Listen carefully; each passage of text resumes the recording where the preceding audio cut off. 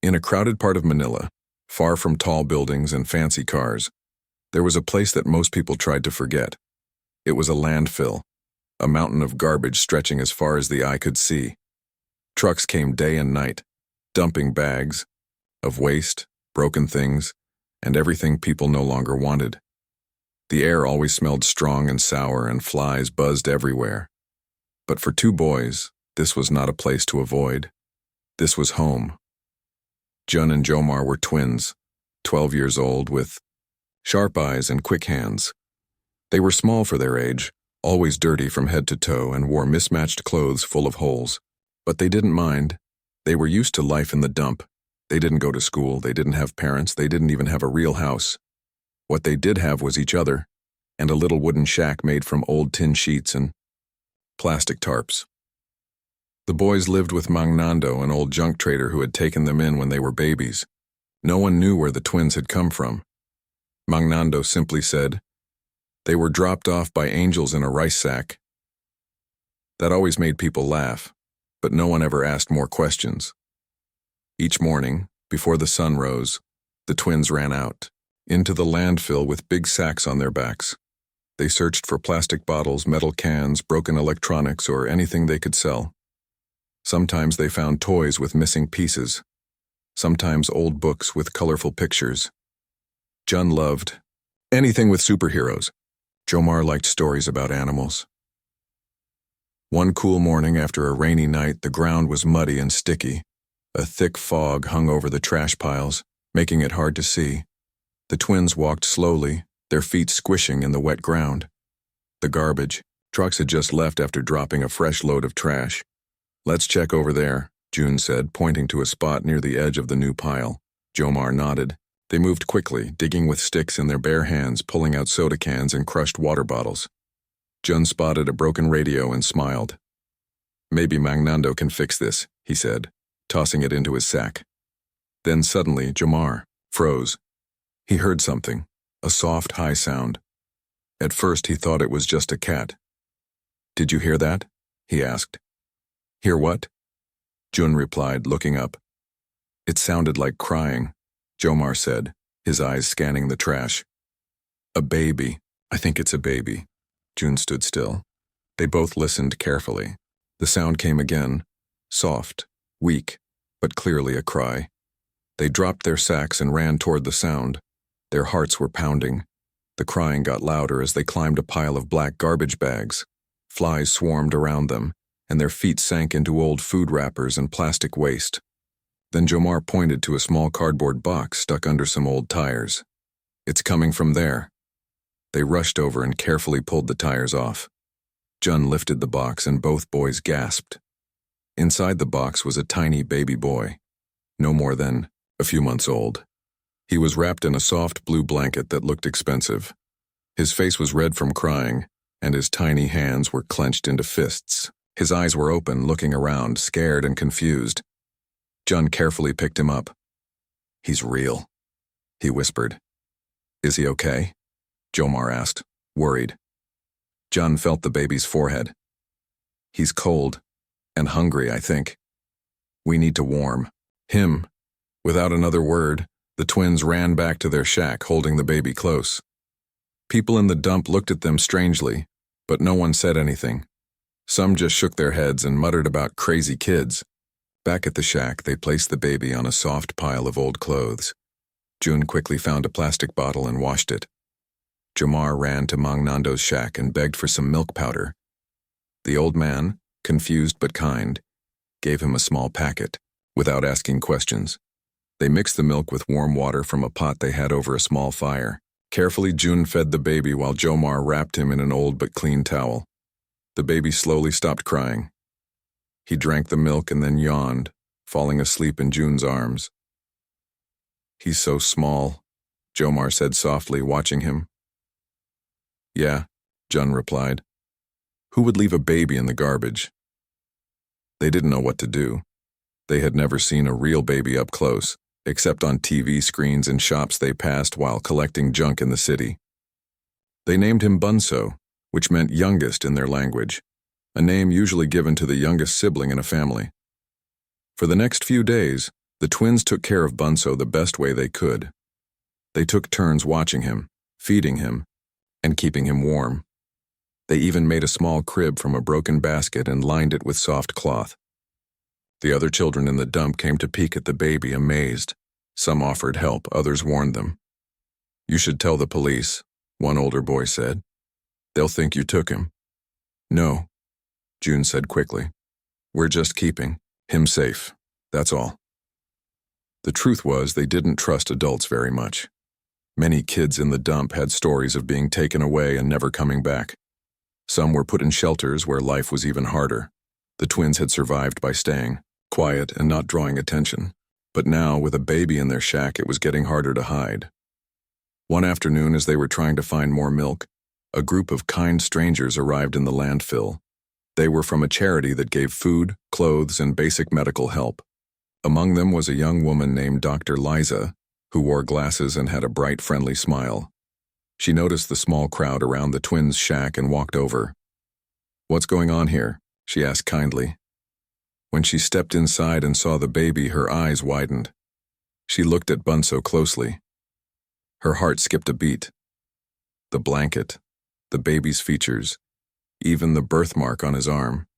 It all looked very familiar. But she didn't say anything. Not yet.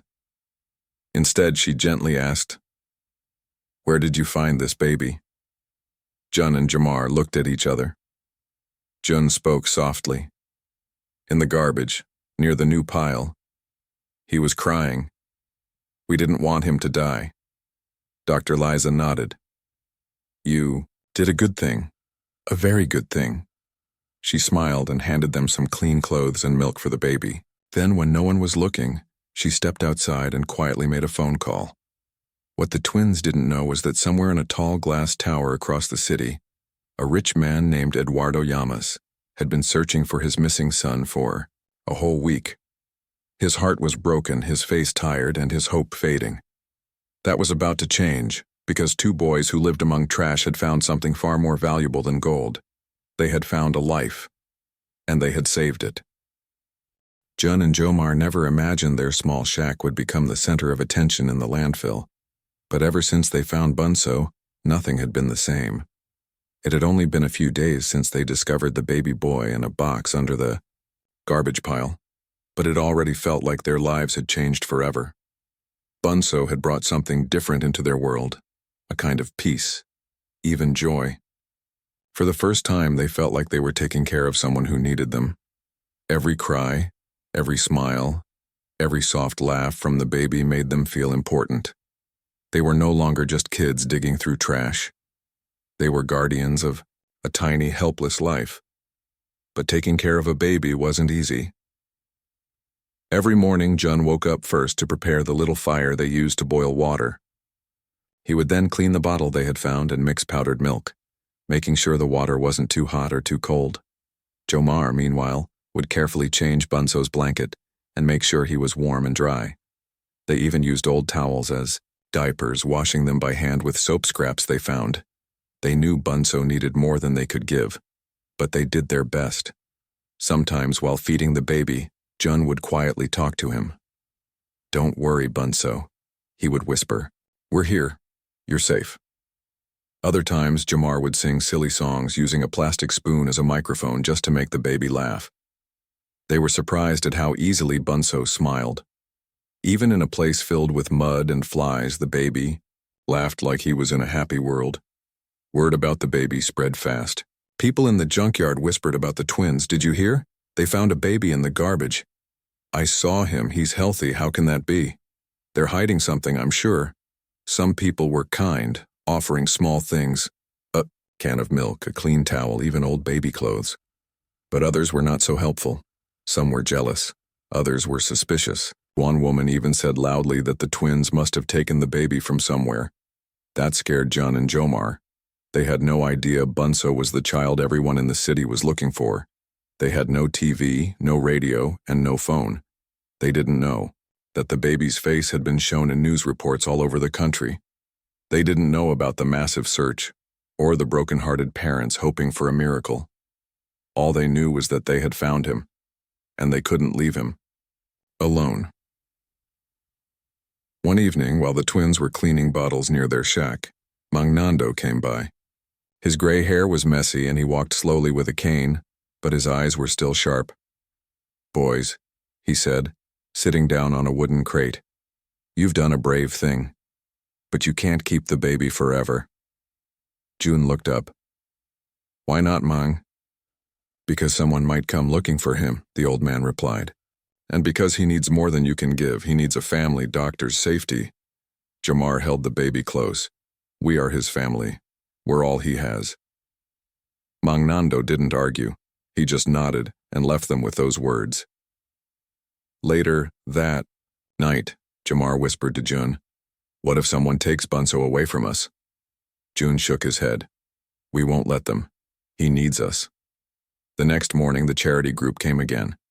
Dr. Liza returned, this time with a big smile and several bags of supplies. She brought more milk, baby soap, baby clothes, and clean blankets. The boys were thankful but surprised by her kindness. "How's our little Bunso today?" she asked cheerfully. "He slept well," Jun said proudly. "And he drank all his milk." Dr. Liza gently held Bunso and looked at him carefully. Her eyes lingered on the soft birthmark on his arm. Her smile faded slightly, but she didn't say anything. "You've taken good care of him," she said. "Very good care." She looked at the boys. "May I ask something?" June and Jamar nodded. "Did anyone come looking for him or ask questions?" "No," Jun answered. "We haven't told anyone, just you." Dr. Liza smiled again, but this time it was a little sad. She gave them a small package of baby wipes and said, "If you need anything, anything at all, come to the clinic down the road. We're always there." After she left, June and Jomar sat quietly for a while. Something about her visit made them feel uneasy. Was something wrong? Did she know something? That afternoon, as they were digging for scrap near the edge of the landfill, a group of boys came running up. "You two," one of them shouted. "Come quick, there's a story on the news, a baby who went missing." The twins frowned. They rarely listened to the news, but the boys kept talking. "He looks just like Bunso. Same face, same blanket, even the mark on his arm." June and Jomar froze. "What do you mean?" June asked. The boy pulled out an old phone. The screen was cracked, but he had saved a picture from the news. It showed a baby wrapped in a blue blanket with wide eyes and a small birthmark on his arm. The twins stared at the image. It was like looking at Bunso. Jomar whispered, "That's him." The other boys crowded around. "They say he's the son of a billionaire," one said. "His name is Lucas Lamas. His family is super rich. The police are looking for him everywhere." John's head started to spin. Bunso. Lucas. A billionaire's son? Could it be true? They ran, back to the shack. June held the baby up and stared at him again. The face, the mark, the blanket, it all matched. "We found the son of a billionaire," Jomar said, stunned. "But why was he in the trash?" June asked. They couldn't answer that question. All they knew was that Bunso, or Lucas, was special, and now it seemed the whole world was searching for him. They looked at each other. For the first time since finding the baby, they were scared in a new way. Not because of what they had done, but because of what might come next. Would someone take him away? Would they be blamed? Would anyone believe two garbage-picking boys had just tried to help? As the sun set over the landfill, the twins sat in silence, holding the baby close. He cooed softly, unaware of the world spinning outside their tiny shack. Whatever happened next, they had done what felt right. They had saved him, and that, they believed, had to count for something. The sun was just rising over the landfill when June and Jomar woke up to the sound of trucks and the smell of fresh garbage. But this morning felt different. Ever since they saw the news picture of baby Lucas, Bunso, they had been on edge. The kind, quiet days of feeding, singing, and watching over the baby felt like they were ending. Jun looked down at Bunso sleeping in the small basket. His tiny chest rose and fell gently. His little hands were curled into fists as he slept, unaware of the worry in the air. "We need to do something," June whispered. Jomar nodded slowly.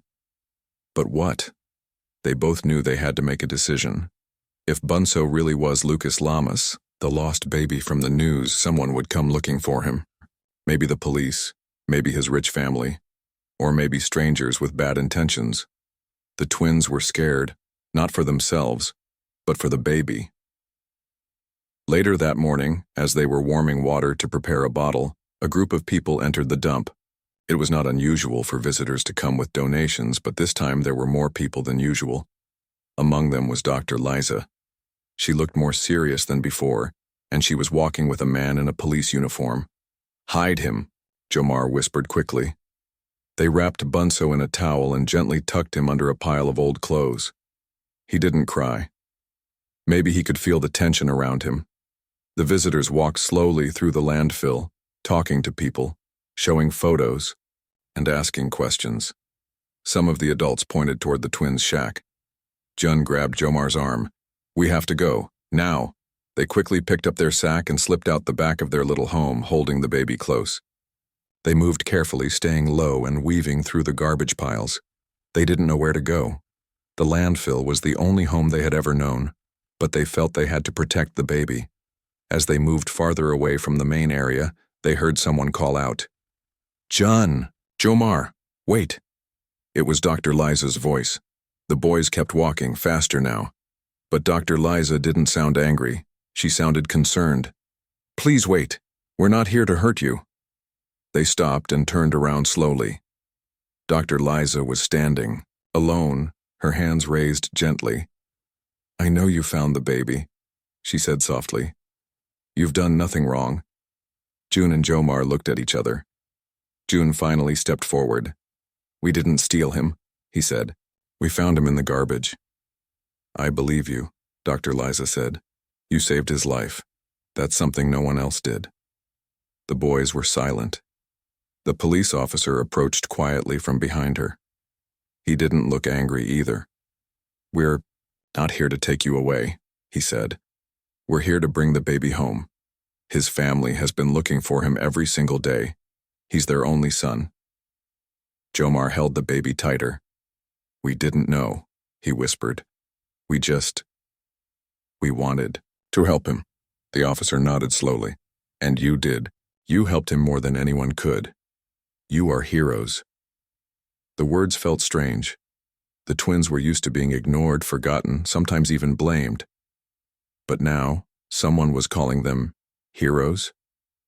Dr. Liza stepped closer and knelt in front of them. "His real name is Lucas," she said softly.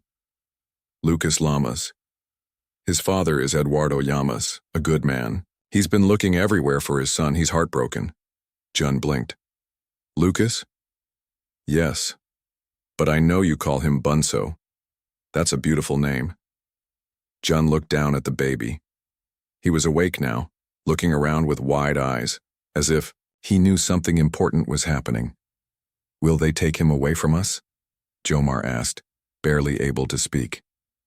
"They want to meet you," Dr. Liza said. "Not punish you. Thank you." The officer stepped forward. "Would you come with us?" he asked kindly. "You can be there when we return Lucas to his family. They'd want to thank the ones who saved him." The boys looked around the landfill. Everything was quiet. Some people were watching from a distance. A few nodded, others just stared. Jun and Jomar looked at each other. "We'll go," June said, "but only if Bunso is okay." "He'll be okay," Dr. Liza promised. "Because of you." The boys followed them to a clean van parked outside the landfill. It was the first time they had ever sat inside a vehicle with soft seats and cool air. Jomar looked out the window in wonder. Jun held the baby close during the ride, refusing to let go. It was a short trip to the city, but to the boys it felt like a different world. Tall buildings, bright signs, smooth roads. Everything was new to them. Finally, they arrived at a large house with a tall gate. Guards opened it quickly as the van entered. The house was huge, with white walls, big windows, and a garden full of flowers. They were brought inside, where several people stood waiting. Among them was a tall man with tired eyes and gray at the edges of his hair. He rushed forward the moment he saw the baby. "Lucas!" he cried. The twins watched as the man gently took the baby into his arms. Tears filled his eyes. "My son. My son." Lucas looked at the man and smiled. For a moment, the room was silent. Eduardo Llamas turned to the twins. You saved him." Jun nodded slowly. "We found him in the garbage. We just wanted him to be okay." "You did more than okay," Mr. Llamas said, his voice shaking. "You gave him love, you gave him safety, you gave him your hearts." Jomar stepped forward, unsure of what to say. "We called him Bunso. It means the youngest." Mr. Llamas smiled gently. "That's a beautiful name, I'll never forget it." Servants brought food and drinks for the boys. They sat at a long table, too surprised to even eat much. Everything felt like a dream. That night, before they returned to the landfill, Mr. Llamas made a promise. "You may have come from the trash," he said, "but your hearts are gold. I will not forget what you've done." He looked at Dr. Liza. "Make sure these boys are taken care of. Give them a future." The twins didn't fully understand what he meant, but something inside them felt light. For the first time, they weren't just garbage twins. They were someone. They had made a difference, and little did they know their lives were about to change in ways they never imagined. The next morning, the sun rose gently over the city, but for Jun and Jomar, everything looked different. They had spent the night in a small guest room inside the Llama's family home. It had soft beds, clean sheets, and even a fan that hummed quietly in the corner. For the first time in their lives, they had slept without hearing dogs barking, people shouting, or garbage trucks rumbling through the night.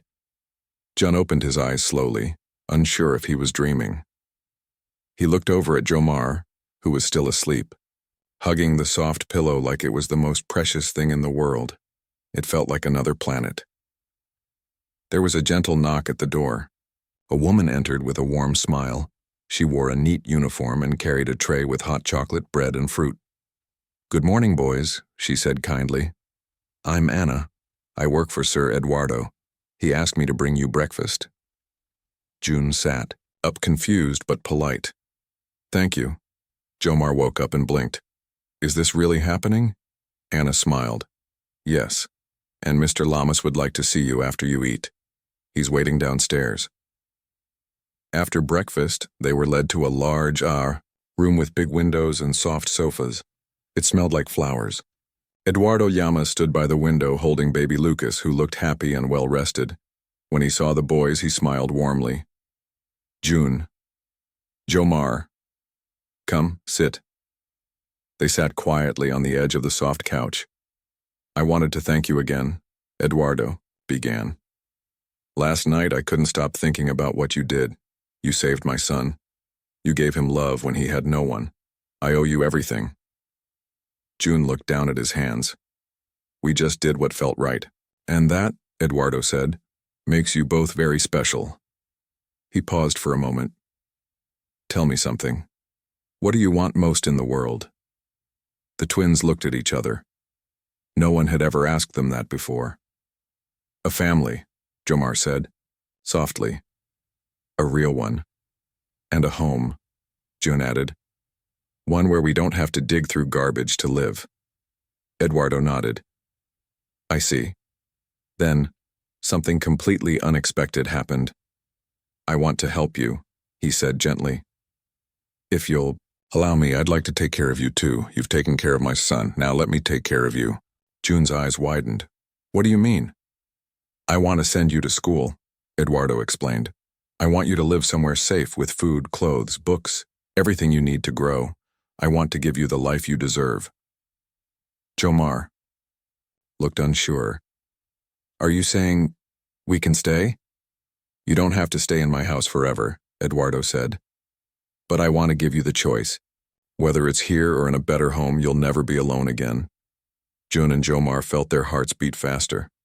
The idea of school, of clean clothes, of not having to dig through trash for food, it all sounded like a dream.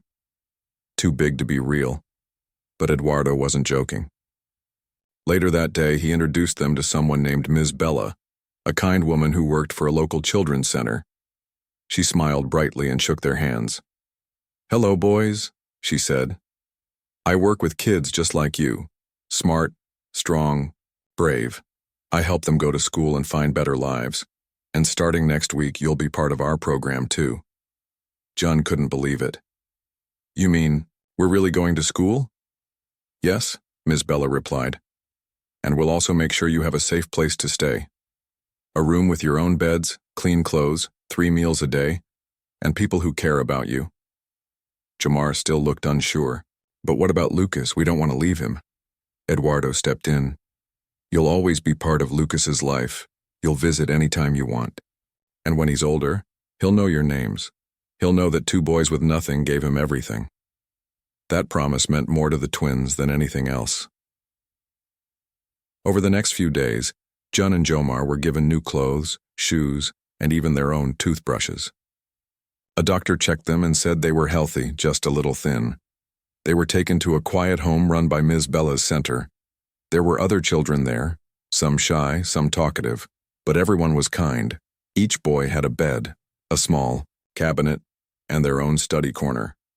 They were given notebooks, pencils, and backpacks.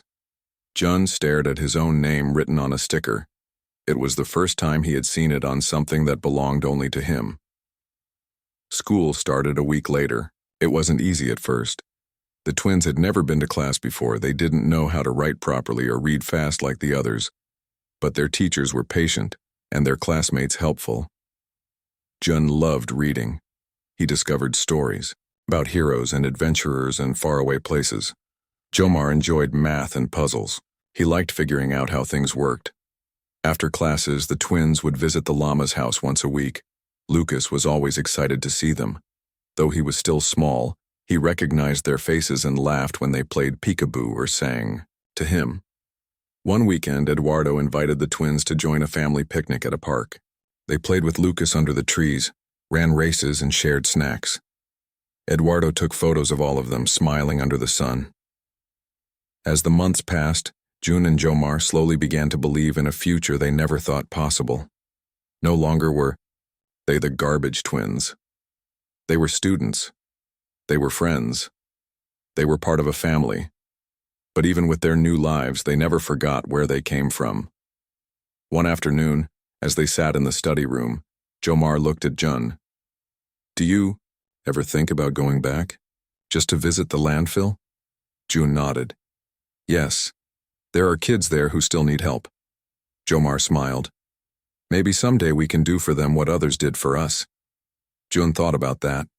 He pictured a place where no child had to sleep on garbage or search for food.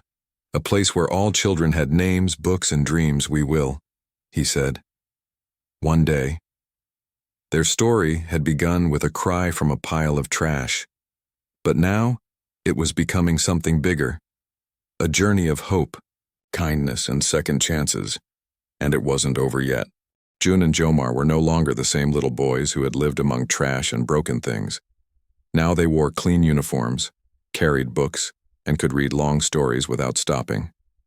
They had learned to speak with confidence, ask questions, in class, and dream big.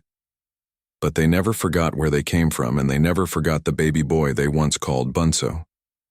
Lucas Lamas was now a bright, curious little boy with chubby cheeks and eyes full of wonder. Every weekend he would run to the front gate when Jun and Jomar arrived, shouting, "Kuya Jun, Kuya Jomar," with arms wide open.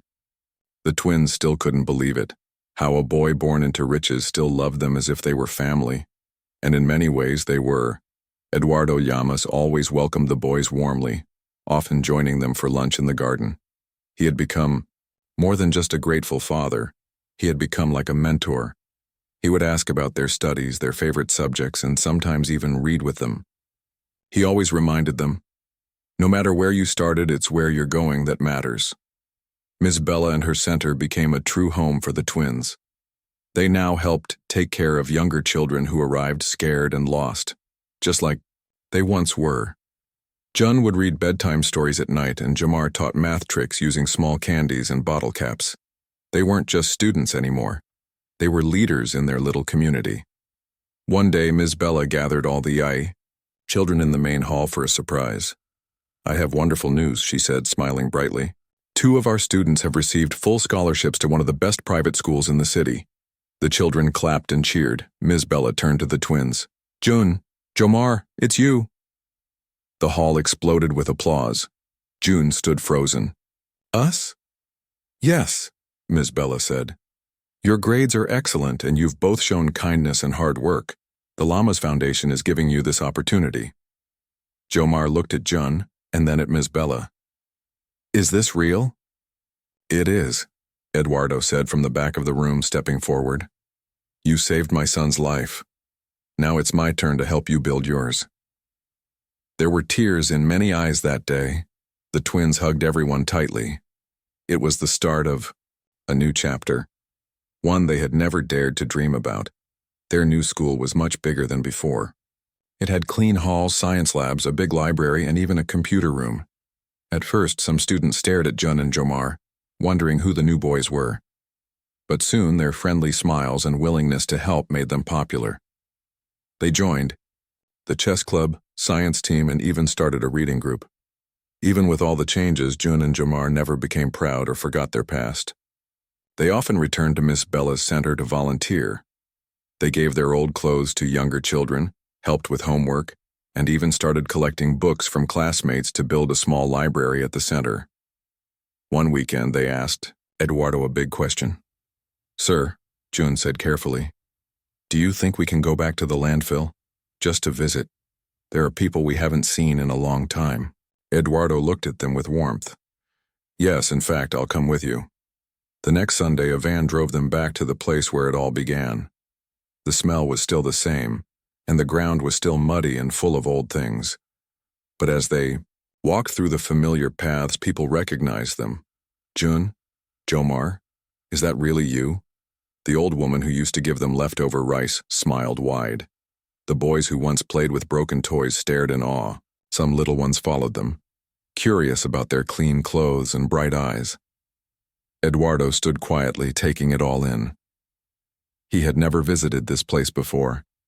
His heart hurt seeing children digging through trash, but his heart also felt proud. Proud of the 2 boys beside him who had grown so much. Jun and Jomar had brought food, clothes, and books for the children. They gave them out gently, smiling and talking kindly to everyone. The twins played games with the little kids, read them stories, and reminded them that hope was still possible. Before they left, Jun climbed onto a wooden crate. I want to say something, he said, his voice loud enough for everyone to hear. We were once like you, we lived here. We dug through garbage, we were forgotten, but something happened. We found a baby. We chose to help instead of walk away, and that one choice changed our whole lives. He paused. Now we go to school. We have a safe place to sleep. We are learning, growing, and dreaming, and you can too. Jomar stepped up beside him. You are not just garbage kids, he said. You are smart, strong, and full of heart. Don't ever forget that. There was silence at first. Then one little girl clapped, then another. Soon, everyone was clapping, cheering, even crying. As they drove back to the city, Eduardo wiped his eyes quietly. You boys, he said softly. You are more than heroes. You are lights in the dark. That night, as the twins lay in their warm beds, they thought about everything. The landfill, the baby, the change, the people who helped them. They knew their story was special, but they also knew it wasn't over. Years later, Jun became a teacher. He taught children from poor neighborhoods using stories and kindness instead of only rules. Jomar became an engineer, designing low-cost housing for families who lived in places like the landfill. Together, they started a small group called Bunso's Hope. Its mission was simple, to help one child at a time, just like they once helped Lucas. Lucas, now a young boy full of energy and dreams, always called them his kuyas. On his birthday, he never asked for toys, only that Jun and Jomar be there to sing, laugh, and eat cake with him. One day, during a school speech, Lucas stood in front of his classmates and said, "When I was a baby, I got lost. 2 boys found me. They saved me, fed me, and loved me like I was their own. They are my heroes, and I want to be just like them when I grow up." The room was silent. Then everyone clapped.